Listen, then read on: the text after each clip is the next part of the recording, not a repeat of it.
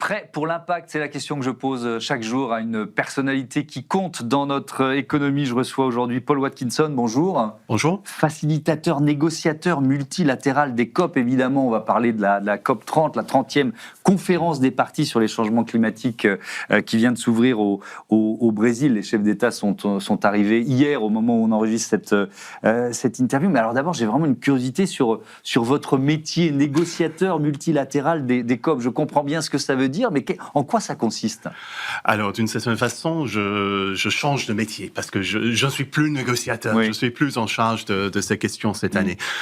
Mais pendant de longues années, je pilotais la délégation française, j'étais le ministère de la Transition écologique, donc préparer la position en interne, en interministériel, avec notamment nos collègues de l'Union européenne, parce que c'est vraiment un travail où l'Europe parle d'une seule voix.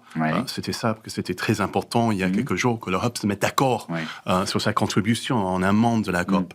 Mais j'ai également joué un rôle dans l'équipe de la COP 21 et j'ai par la suite présidé une des commissions, si vous voulez, de la COP, ce qui s'appelle un organe subsidiaire de conseil scientifique et technologique. C'est là où on fait une grande partie des travaux de préparation de textes et de décisions de la COP. Ça se joue beaucoup avant, pas seulement, mais ça se joue beaucoup avant. Il y a 2 semaines de réunions qui ont lieu en juin, plutôt à Bonn, c'est le siège du secrétariat de la Convention climat. Et donc on passe du temps à préparer tout ça. Et c'est pas simplement ces semaines où les parties se retrouvent, les 15 jours à Bonn, les 15 jours de la COP, où là la pression monte pour vraiment arriver aux décisions. Il y a la pression médiatique aussi. Exactement, et la pression politique. Bien sûr. Avec les chefs d'État qui arrivent, qui envoient le message d'attente de décision, etc. Mais c'est piloter ça, c'est aider les parties à se retrouver sur des pistes de compromis. Et c'est compliqué dans ce processus multilatéral parce qu'on ne peut pas voter. On est presque 200 pays autour de la table de la Convention climat et avec des intérêts très divergents, évidemment. Les petits États insulaires qui veulent le maximum d'ambition, des pays comme l'Arabie Saoudite qui défendent quand même le maintien de la production pétrolière. Donc entre eux et les pays développés, les pays en développement, les différentes tensions géopolitiques jouent à plein. Et donc faciliter les solutions, c'est surtout un travail d'écoute. C'est quelque chose que Laurent Fabius a fait surtout très très bien lors de la COP de Paris. Créer la confiance des parties, chercher les compromis et guider les pays. Ne pas négocier avec chacun, parce que si on cherche à négocier avec chacun, on est perdu. Mais faire en sorte que les gens arrivent à un compromis, c'est ça qui est particulièrement difficile dans ce processus. Et évidemment, on va raconter comment ça s'est passé il y a 10 ans pour ces accords de Paris. Aujourd'hui, vous êtes dans cet univers, vous y continuez d'y participer différemment. C'est quoi votre... Je deviens effectivement conseiller, consultant indépendant pour travailler avec les acteurs sur ces questions. Donc, je continue à écrire pas mal sur ces questions, participer aux différents événements, notamment sur comment on peut changer ce processus pour faire moins de négociations. J'ai passé une vingtaine d'années à faire de la négociation, mais on a négocié... Pourquoi il faut qu'il y en ait moins, en fait? Parce qu'on a créé effectivement le cadre dont on a besoin. Avec l'accord de Paris, la communauté mondiale s'est dotée d'une boîte à outils, de l'accord lui-même et de toute une série de décisions d'application. Maintenant, il faut vraiment passer à la mise en œuvre. Bien sûr, on va réviser, on va revenir là-dessus. À ce moment-là, on revient sur la négociation.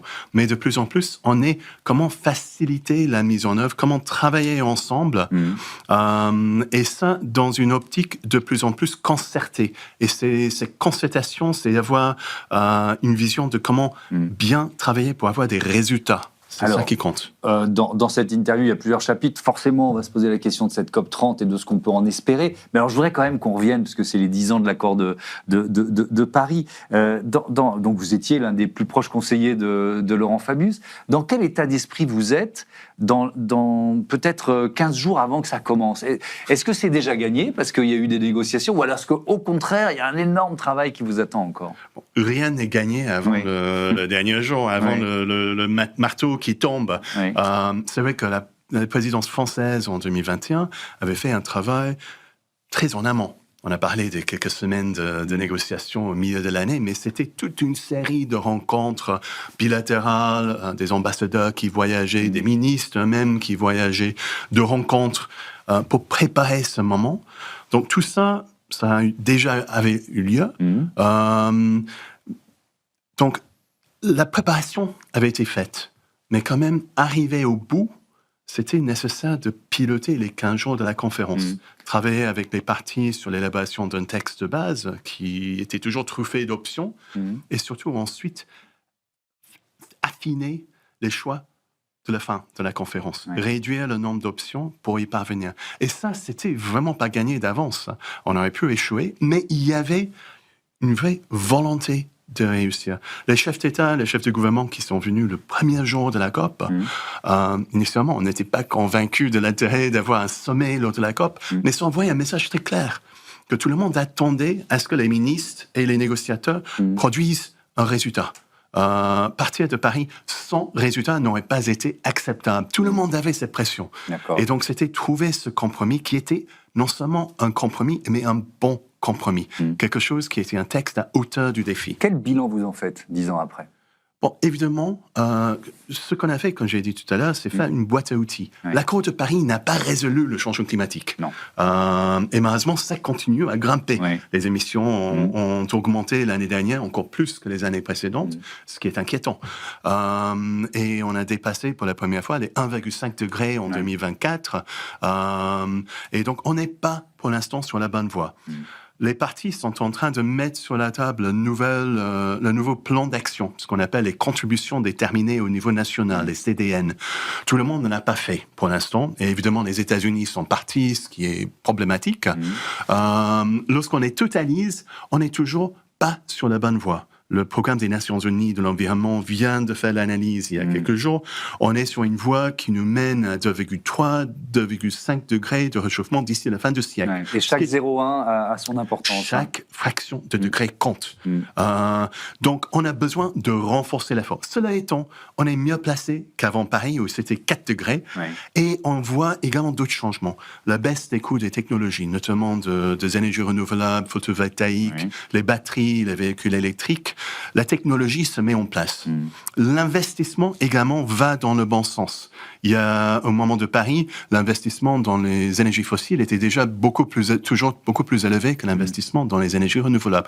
Maintenant, ça s'est renversé. C'est 2 fois plus d'investissement selon l'Agence internationale de l'énergie, 2 000 milliards qui vont vers les énergies renouvelables. C'est un bon signe. Encore une fois, ce n'est pas assez. La question, c'est comment maintenant renforcer ça, passer à l'acte et corriger le tir. On va évidemment se concentrer sur cette COP30. Vous dites à propos de cette COP30 au Brésil, c'est une occasion de réaffirmer l'engagement en faveur de l'action multilatérale pour le climat, malgré les vents contraires significatifs. Évidemment, je vais vous parler de ces vents contraires qui viennent quoi? D'abord des États-Unis? Pas seulement, mais d'abord des États-Unis. Pas seulement. Clairement, la défection des États-Unis est une mauvaise nouvelle. C'est pas la première fois. Ils ont quitté Kyoto, ils ont quitté l'accord de Paris une première fois. Là, c'est la 3e fois, effectivement. Donc, il faut avancer sans les Américains, ce qui est difficile. Mais la question, c'est l'Europe, la Chine, l'Inde, le Brésil, qui est très bien placé vraiment au centre de l'ensemble des groupes du monde.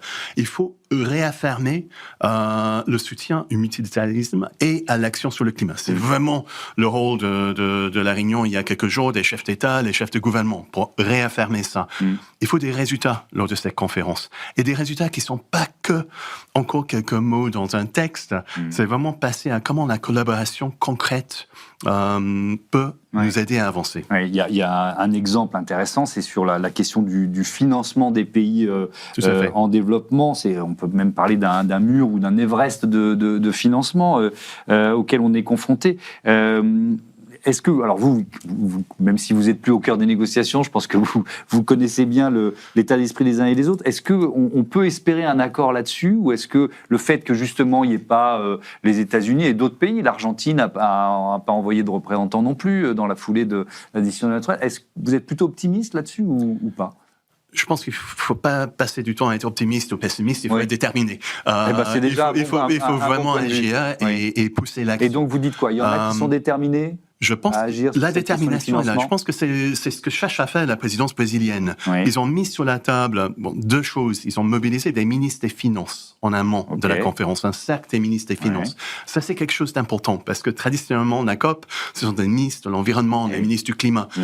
Si on veut vraiment mobiliser l'argent, si on veut transformer le système financier international, il faut des ministres des Finances également. Et ils ont préparé une feuille de route conjointement avec la dernière présidence de l'Azerbaïdjan, de la COP 29 l'année dernière, qui commence à esquisser une série d'actions. Ils ont même décliné ce qu'on devait faire en 2026, 2027 pour avancer. Alors ça n'a pas besoin d'être accepté par tout le monde, mais il faut avancer dans l'action. Et de plus en plus, ce dont on a besoin, c'est le leadership de la présidence de la COP, la capacité de mobilisation et de convocation, surtout de ces différents acteurs dans différents domaines. Utiliser un peu le soft power de la COP, qui ne peut pas prendre la décision sur les finances, mais qui peut impulser d'autres, les acteurs, les banques multilatérales de développement, les banques locales, et ensuite créer les conditions pour l'investissement privé d'être transformé. Vous parliez de multilatéralisme, c'est un des rares espaces où il existe encore à peu près, le multilatéralisme. Le multilatéralisme est ce dont on dispose. On est dans un monde fragmenté. On a toujours été dans un monde fragmenté. La souveraineté nationale reste très importante pour la plupart des États, pour tous les États. On n'a pas de dictateur mondial qui est capable de dire quoi faire. Et heureusement, peut-être, parce que... Donc, on a besoin de trouver des moyens de se mettre d'accord. Oui, mais encore faut-il que tout le monde vienne autour de la table. Quand les États-Unis ne sont pas là, et que... Alors, c'est pas le premier Donald Trump, hein. L'isolationnisme américain n'a pas attendu Donald Trump.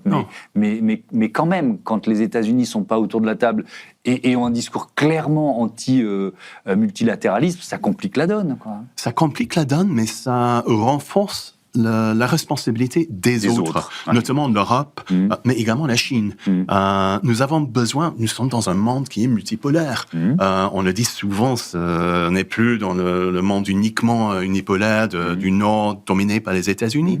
C'est ça la complexité de l'équation. C'est un monde qui est en train de changer. Et ce changement, ce glissement n'est pas de tout arrivé au bout. Donc ça fait partie de la complexité de traitement du climat où les pays du Nord ont le sentiment de perdre un peu le leadership qu'ils avaient de l'économie mondiale depuis 2 siècles. C'est une bonne chose, mais c'est quand même douloureux.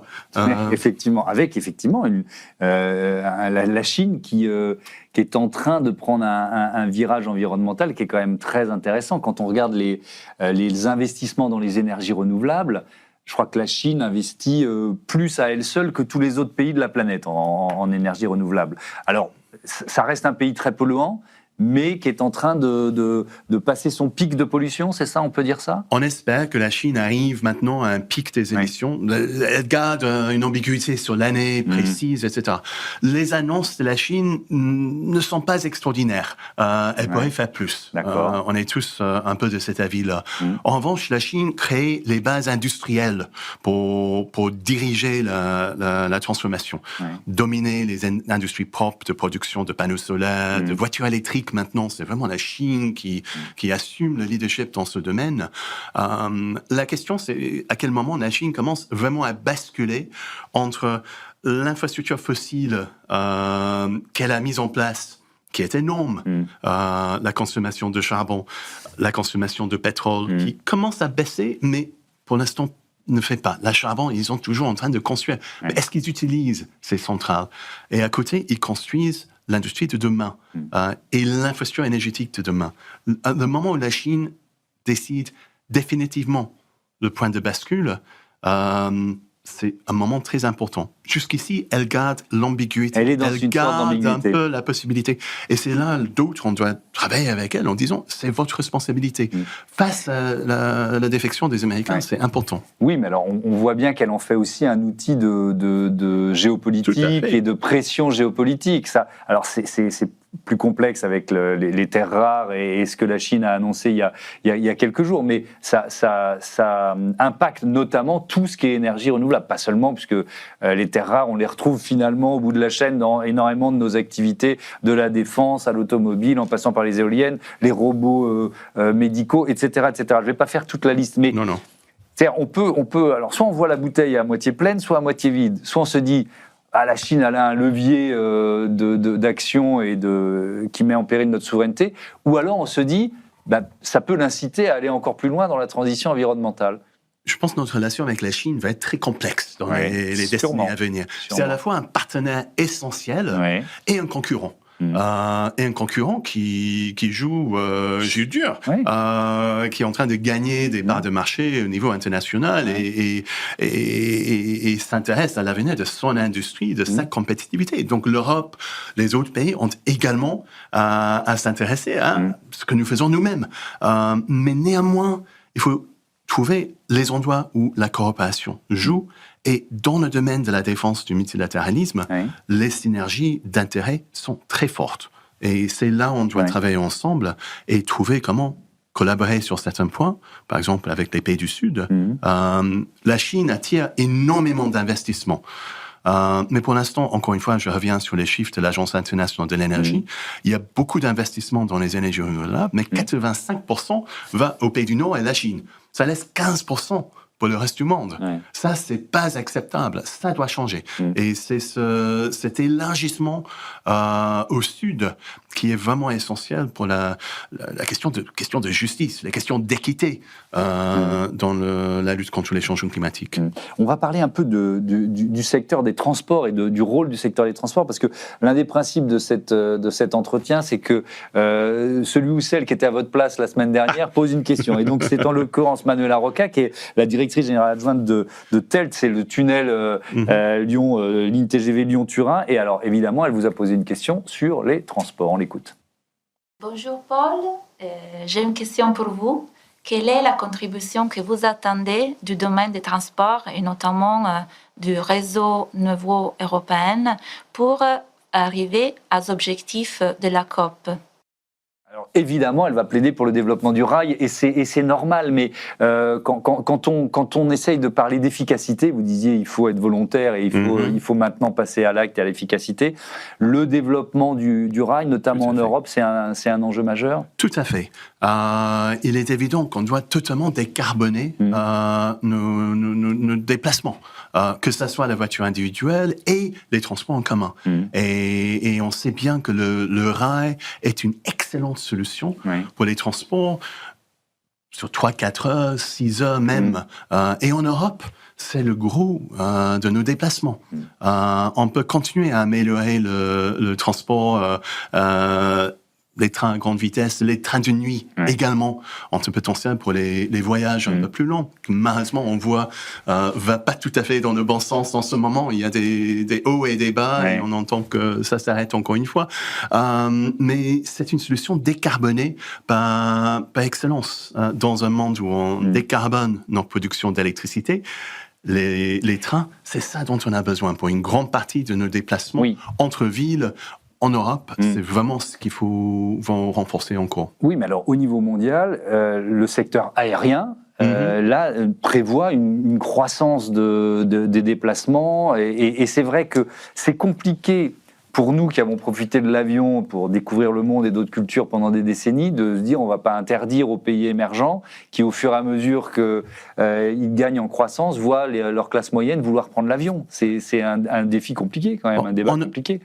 La question était plus particulièrement par rapport à l'Europe et là c'est très adapté. C'est sûr, il y a beaucoup de pays où la construction de tout un réseau, de toute l'infrastructure de trains est compliquée à cause des distances, à cause du terrain et autre chose. Donc l'avion c'est taillé vraiment une part très importante. La question, c'est qu'est-ce qu'on fait pour décarboner l'aviation ? C'est un des défis les plus difficiles. Il y a un intérêt dans les carburants décarbonés d'une certaine façon, mais compensés. Tout le monde en veut, il n'y en aura pas assez, il coûte beaucoup plus cher, c'est compliqué quand même. Et de temps en temps, on entend parler de l'avion électrique, mais le problème d'un avion électrique, les batteries, c'est lourd. On ne peut pas transporter 500 personnes dans un avion électrique. C'est pas du tout la même chose que pour passer à la voiture électrique, où on peut avoir on augmente maintenant l'autonomie pour arriver à quelque chose qui est tout à fait acceptable. Donc le défi pour les transports, c'est un des défis qui va être le plus difficile à relever. Mais on ne devrait pas s'arrêter là. On devait décarboner tout le reste, décarboner déjà l'ensemble du système électrique, décarboner les transports de quotidien, que ça soit les transports en commun, que ça soit la voiture individuelle ou des solutions intermédiaires, partager les transports, etc. L'avion, je ne dis pas qu'on laisse ça à la fin, il faut avancer là-dessus, mais se pose la question de nos choix, de nos comportements également. Et là, c'est un choix politique très difficile. Est-ce qu'on commence à dire on fait un peu moins? Alors, puisqu'on est, on vous a invité pour parler des COP, on est évidemment au cœur de l'action des États et de ce pouvoir réel qu'ont les États. Je voudrais quand même qu'on parle un peu du rôle des entreprises. Voilà, on s'adresse à des chefs d'entreprise, à des cadres d'entreprise, à des salariés d'entreprise dans nos émissions. Quel rôle vous voyez les entreprises jouer dans cette transition et dans la capacité à atteindre, peut-être un peu tardivement, ce qu'on s'était donné comme objectif aux accords de Paris? Bon, je disais tout à l'heure, avec l'accord de Paris, on s'est doté d'une boîte à outils. On a la boîte à outils pour les États. On met en place des plans d'action, on fait du reporting, un suivi, etc. Mais la mise en œuvre, c'est toute une série d'acteurs qu'il faut être mobilisés. Il faut que ça se décline au niveau territorial, avec les collectivités, et au niveau des acteurs économiques. Le rôle des entreprises est vraiment critique dans la transition. On sait ça sur le plan national, mais au niveau international, c'est encore plus vrai. L'investissement se fait en grande partie par les entreprises. L'innovation se fait également avec les entreprises. Un travail parfois conjoint entre les États et les entreprises. Il faut que les États leur donnent un cadre facilitateur pour investir dans la décarbonation. Ce dont on a besoin, c'est le signal. Le signal qui vient des États. C'est pourquoi un certain flottement ces derniers temps au niveau européen n'est pas le bon signe. Il faut garder le cap de net zéro 2050 pour l'Europe, 90% en 2040. Et surtout, ça envoie un signal aux entreprises pour investir dans ce domaine.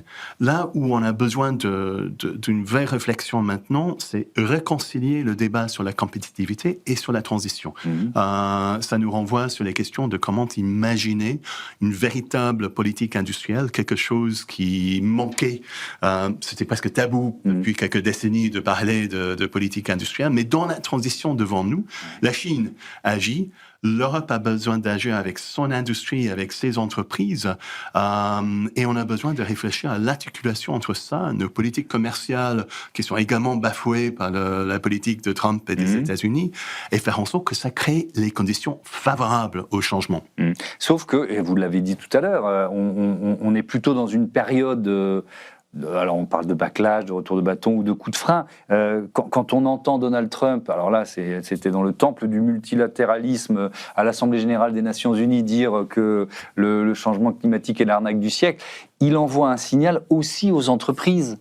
Et notamment aux entreprises européennes qui font du business aux États-Unis. Donc, est-ce que ça ne va pas les inciter à se dire, bon, bah, finalement, c'est moins notre priorité, ou on va moins, en tout cas, communiquer sur le fait que les investissements de décarbonation soient une priorité? Il y a effectivement un changement en cours. Un changement entre tout le système industriel, économique mis en place au 19e, 20e siècle, et un système qui est vraiment pour le 21e siècle et pas la suite. C'est naturel.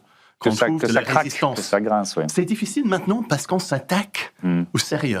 Au début de la période Kyoto, etc., il y a 10, 20 ans même, on était dans les réductions marginales, on commençait à dire, voilà, on améliore des choses. Maintenant, il faut transformer. Il faut transformer en profondeur. C'est pour ça que ça devient difficile pour les entreprises, pour les individus.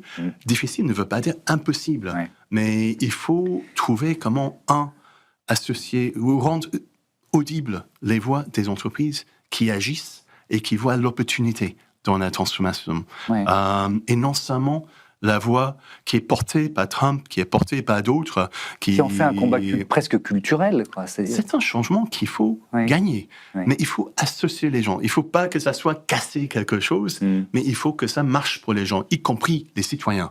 qu'il ne faut pas oublier dans cette équation. Et parfois, les politiques climatiques n'ont pas suffisamment associé les citoyens en amont, et on voit ça qui est exploité dans ce backlash et ce populisme. Ouais. Un dernier mot sur cette COP 30. Est-ce que c'est une COP dont on attend une grande annonce ou pas forcément ? Je pense que les sujets à l'ordre du jour ne sont pas les sujets qui donneront la grande annonce en tant que telle. C'est plutôt la façon qu'on fait vraiment le pivot vers la mise en œuvre. Ce que je voudrais bien voir, depuis 10 ans, on fait toute une série d'annonces et initiatives qui sont lancées. Mais il n'y a pas eu de service après-vente.